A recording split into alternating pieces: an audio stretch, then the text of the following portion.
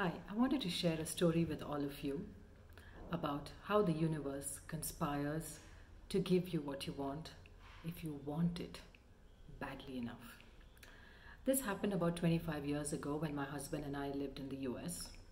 We decided to buy a house. So we signed up with a realtor, a really nice woman named Debbie. She was very sweet and listened to everything that we wanted, especially me.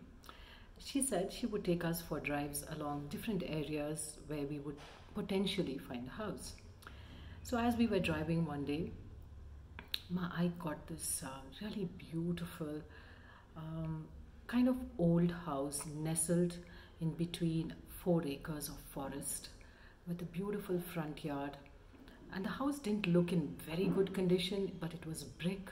It was very different from a typical American house.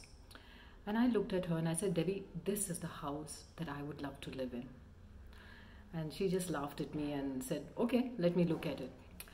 She did look into it and she said, Kavi, I think you have to give it up because you know what? That house is not for sale. I spoke to the owners and they have no intention of putting it up for sale. I was very disappointed. So we continued on our journey to find a perfect house.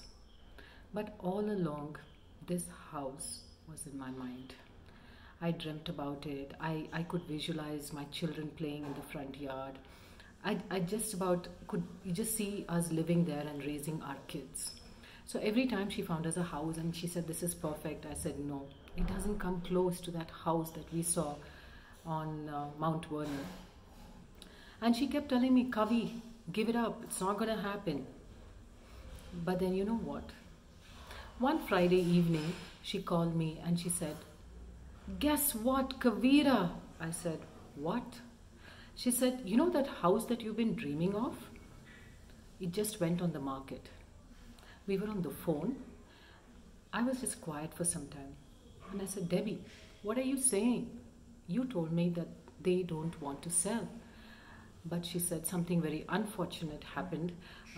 The owner's wife had a stroke a few days before and she's completely paralyzed and will never be able to get back into the house.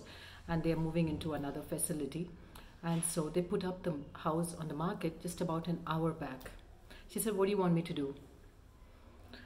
Of course, I felt bad about what happened. But without even asking my husband, I told her to make a contingent offer. Why contingent? Because you know what? We had not even seen the house inside. We don't know how it looked. I just wanted it because of the outside, right? So that same evening, within the next 1 hour, we made an appointment. We went and saw the house inside. No, it was not in great condition, but it was just filled with love. I know when I walked in, it just spoke to me. And I told her, Debbie, I want this house. And we made an offer. And the next week, we were owners of this house. Can you believe it? We spent nearly 6 months looking at houses. All the time, I kept visualizing living only in this house.